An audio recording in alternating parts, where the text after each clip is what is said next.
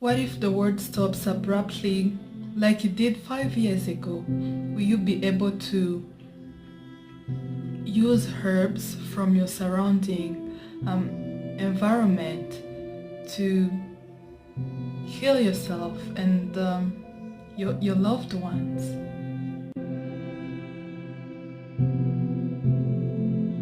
Hi, my name is Nicole. By the end of this video, you'll be able to use herbs, which ones you can start with right away, and the mindset to adopt, and because mindset is everything, and how to be conscious about this whole herbalism and natural healing. I know it's been a trend lately on the on our social platforms, but again, it breaks my heart when I see people coming into it and wanting it to use it as they were using conventional medicine. So stick with me. I have a paper here where I wrote some pointers. They're about just 5 pointers. Now, I was born into this path, and I used to see different type of ailments being healed by my late grandma. And there was one time, there was this lady, this one stuck with me. There were so many other cases, but this one in particular stuck with me. She had breast cancer, and they couldn't, the other option was to chop it off, and it was rotten and it was really bad. And my grandma helped her, and within 3 to 4 months, the breast was back and no cancer, gone, like gone. So to me, that was an eye-opener. You have to start with the principles. That's key number one. I'm focused mostly on indigenous African herbalism. African herbalism is not heal the body, is not kill the bag and you're good to go. African herbalism is focus or take the whole spectrum of mind, body, spirit, land. We don't just look at just the body, because one body is one aspect, but we are just more than the body. Haven't you ever seen people who have been prescribed maybe herbs, the best herbs, but they weren't able to do the protocols simply because the mindset was not there? Because this is one aspect I really emphasize on when I'm guiding people on a natural healing journey. You have to start with the mindset. People come into herbalism with this mindset, or I have high blood pressure, give me an herb, tell me an herb I can take that I can get it over with. And I'm like, wow, there is no one herb, there is no one miracle herb for any condition. Yes, there is an herb for every condition, but then you have to take into the full consideration of the body. You have to take into consideration what the person has been consuming prior, what caused it, what triggers that, their body energy, their blood type. All those things are things that you have to take into consideration if you're willing or trying to be a good herbalist. Look at the herbs grown in your area. Yes, you know, it's easy to look on the internet and see, ashwagandha can maybe help, it's a nervine, ashwagandha can help with the nervous system, and you start stressing out, I don't have ashwagandha, or rush buying ashwagandha. Maybe when you have rosemary in your garden, So you have to also take into consideration the herbs growing in your area. Starting with herbs you have already in your garden, in your surrounding, is better, because as you grow, as your passion grows for herbs and healing naturally, it's something, let me tell you, it's something that comes naturally. You will find yourself looking for herbs you didn't even know you're supposed to be looking for. Study the plant, know the name, know the local names, the vernaculars used in your local area, know the Latin name because / scientific name, because when you're researching that herb, or when you want to refer use books looking for that particular herb, those names, those scientific names are going to come in handy.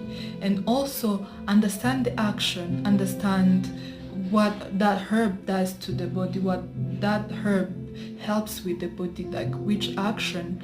Know if it's an RV, know if it's an anti-inflammatory, know if it's antimicrobial, know if it's an adaptogen. All those to help you know which one to pick, like which combination or which selection of herbs are best suited for that particular thing you're dealing with. And also look at the quality and the source. This is also so important, because you will not go around picking herbs that are filled with pesticides, close to where cars pass every day, and say you're using herbs safely. Also, you have to understand the preparation methods. Do you need maybe to use let's say you got a snake bite, do you need to use maybe a tincture? Do you need to use a poultice? Do you need to maybe use a salve? All those are also things you have to take into consideration when you're learning herbalism and healing yourself naturally. You also have to take into consideration the storing, the drying, what to avoid, the dosages. This is also one of the main things I see online. Somebody would just say, I used this and I ended up in the hospital. Because sometimes you might be trying to use the dosage of somebody twice your weight, your body weight, and that is not going to end well. And also document and refine. Each time you learn about a new herb, write it down, all the scientific name, how it's called in your area, and as you go on, this will help you learning more about the herbs. Also write what it's used for, different types, because one herb might be may be able to heal 100 different things or 50 different things, and it might also be even more potent when you learn how to mix it accurately with other herbs. So that's also something you should be considerating if you're new to herbalism, or if you're new to healing your body using Mother Nature. And also when you're starting out, pick common herbs. There are so many herbs. We already have herbs in our kitchen. We already have bay leaves, ginger, turmeric, black pepper. Don't complicate yourself. Don't just start with mushrooms or ghost pipe, maybe because you saw an enticing reel or video about it. Start with herbs you have, especially herbs you have in your garden. Maybe you have mint in your garden, maybe you have peppermint in your garden. Is peppermint a hot herb? Is mint a cooling herb? Learn all about those herbs, but start with the herbs you have in your surrounding, because that's how your passion grows. So start with herbs you have, let's say turmeric, let's say ginger. Maybe you know that ginger is good for the flu, the menstrual pain. Maybe turmeric is a good anti-inflammatory, and when mixed with black pepper, it extra strong. Know why all those things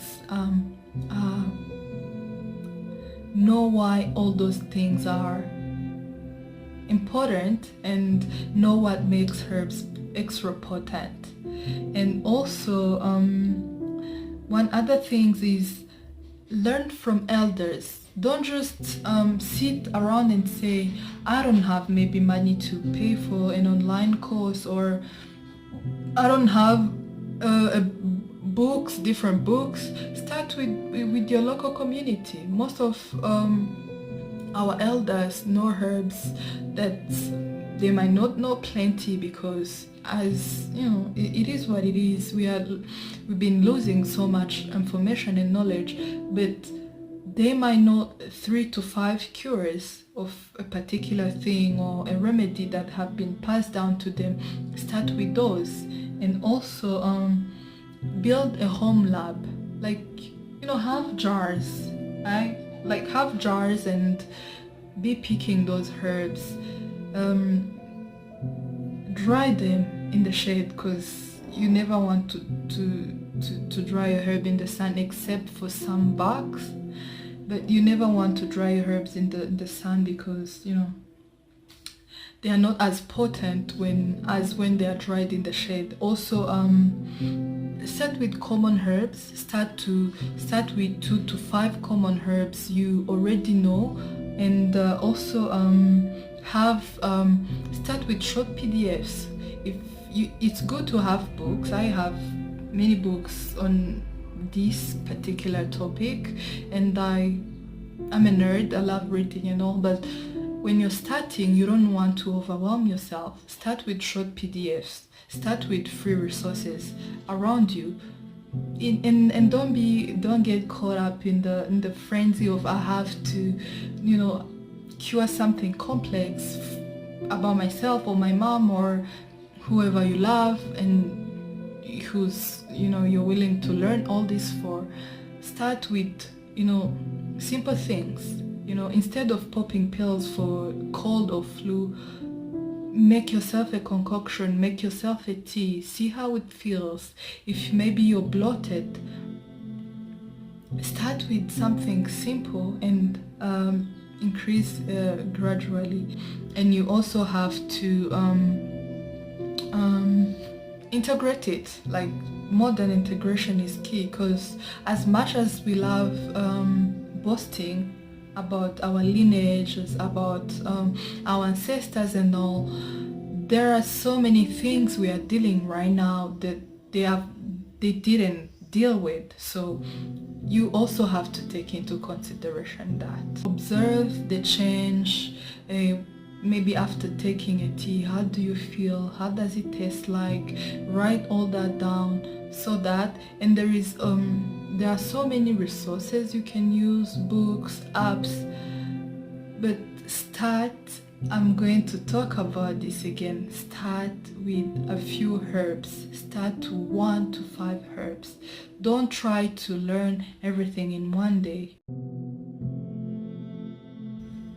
Understand body energies. This is also important. Some people may say this herb did not work for me, or this herb worked for maybe my daughter, my parents, but it did not work for me. This has to do with the body energies. We have different body energies. We were born different times. We are so alike yet different. So this is also one thing you have to understand. You have to know which is your type of body energy, so that you can combine it using, because there are hot herbs, there are warm herbs. You might be trying to use hot herbs when you have also a hot energy, and it might not work as well as if you were to use the herbs in the same herbarium if they were warm. Learn to listen to your body. Learn to eat alive foods, because we are so bombarded with dead food to an extent we don't even think it's dead food anymore. And that's so concerning, if you ask me, because how do you leave something that you have cooked for a week in the fridge and come back and eat it every day and think that you're eating healthy? Food with 100 billion ingredient list and think that you're eating healthy, you know? Because sometimes it's not even about the prices, because there are people who say eating healthy is expensive and all, but sometimes to most people, what I've come to understand or to realize, it's not even about the price. It's about being used to that. The most important thing is looking at your diet and combining it with the right herbs and using the four key elements: the sun, the land, the water, because you know that is the most on the list when it comes to us healing our bodies naturally.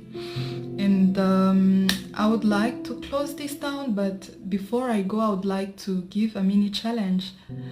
After watching this, don't be the person who is paralyzed with the information. We are constantly scrolling online and not doing something at all. Like, we have this much information, but we are not using it. Like, if you're willing, or if you want to start practicing or using herbs in natural healing ways, do it now.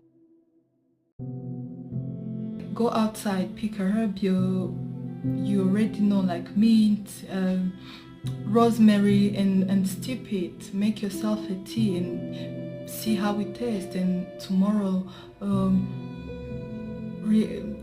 see if there is any difference with your digestion, with your mood, with your sleep, you know. But start today. And I would so much like you to tell me, like, which herbs in your current area that you're going to start with, or herbs you already have in your kitchen. Which herb are you going to start with today?